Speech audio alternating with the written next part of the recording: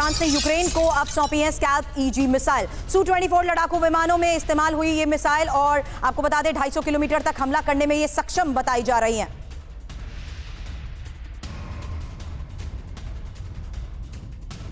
Information इस बारे में आपके सामने किस तरीके से अब स्कैल्प ईजी से काउंटर ऑफेंसिव की तैयारी है, क्योंकि यूक्रेन को कितनी स्कैल्प ईजी मिसाइलें दी गई हैं। ये तस्वीरें भी आपको उसी स्कैल्प ईजी मिसाइल की हम दिखा रहे हैं, जिसको लेकर ये सबसे बड़ी खबर सामने आई है और इसे साइन करते हुए ज़ेलेंस्की नजर आए हैं। हालांकि जिस तरीके से यूक्रेन के हथियार खत्म होते जा रहे हैं, डिमांड पूरी नहीं हुई है, ऐसे में फ्रांस की तरफ से पूरी की गई इस डिमांड के तहत एक्सपर्ट्स के साथ मैं चर्चा करूंगी। लेकिन उससे पहले इंफॉर्मेशन आपके सामने कि आखिर किस तरीके से स्कैल्प ईजी से काउंटर ऑफेंसिव होगा, यूक्रेन को कितनी स्कैल्प ईजी मिसाइल दी गई है, इसका खुलासा नहीं किया गया है। लेकिन ब्रिटेन की स्टॉर्म शैडो मिसाइल का फ्रेंच वर्जन बताया जा रहा है scalp easy. Stealth air long cruise missile है ये स्कैल्प ईजी, 450 किलो विस्फोटक कैरी करने में भी सक्षम है।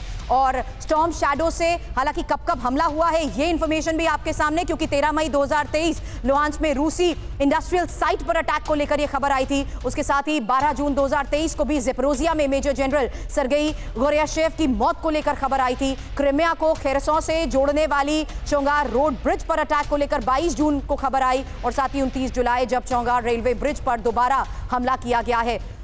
यूक्रेन को अमेरिका की ऐतिहासिक मदद को लेकर भी अगली बड़ी खबर हमारे पास है, जहां अब तक $66.2 बिलियन की मदद को लेकर यह खबर आई। हालांकि $43.1 बिलियन के सैन्य हथियार भेजे जा चुके हैं। 23.1 बिलियन की आर्थिक सहायता को लेकर भी बड़े दावे किए जा रहे हैं। हालांकि यूक्रेन को जिस तरीके से ये मदद मिल रही है, क्या ये ऐसे समय में काफी है, ये एक बड़ा सवाल है।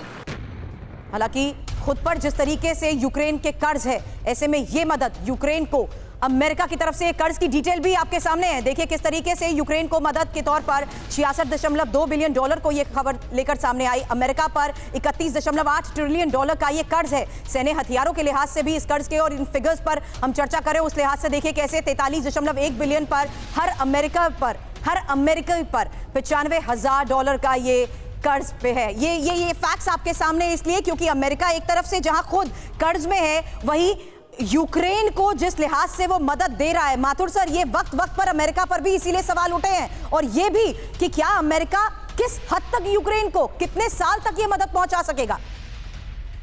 देखिए सुरभि, मैं आपको एक बात बताऊं जो पहले मैंने कई बार कही है आपके चैनल से। वो बात ये है कि अमेरिका का एम क्या है। अमेरिका का एम यूक्रेन नहीं है। अमेरिका के लिए यूक्रेन का कोई खास वजूद नहीं है। यूक्रेन अमेरिका के लिए एक सिर्फ बैटल ग्राउंड है।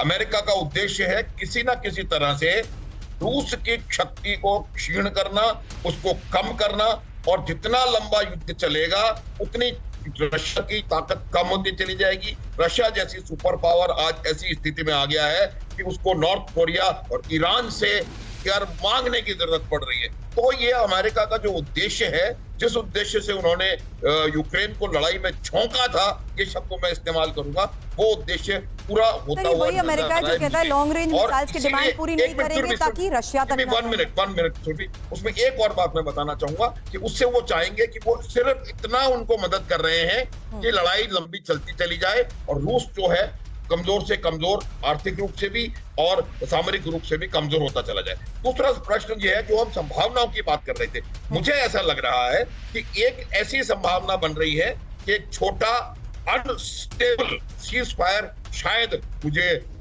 नजर आ रहा है सामने समय में पश्चात। छोटा और अनस्टेबल इसलिए कि पुतिन रुकने वाले हैं नहीं। इवेंचुअली जो उनका उद्देश्य है वो पूरा करेंगे। डॉनबास रीजन को फ्री करवाना और क्रिमिया पे पूरा कब्जा करके रखना, कुछ क्या उनको कोई वो रुकेंगे नहीं। और यूक्रेन भी कोशिश करता रहेगा कि वो किसी न किसी तरह से तमाम खोए हुए जगहों को इंक्लूडिंग क्रिमिया वापस ले। तो ये अगर हुआ कोई सीज फायर छोटा अनस्टेबल, वो भी सिर्फ इसलिए होगा कि जो एडमिनिस्ट्रेटिव पॉज ले सके, अपने आप को रीग्रुप रीगेन करके दोबारा लड़ाई कर सके।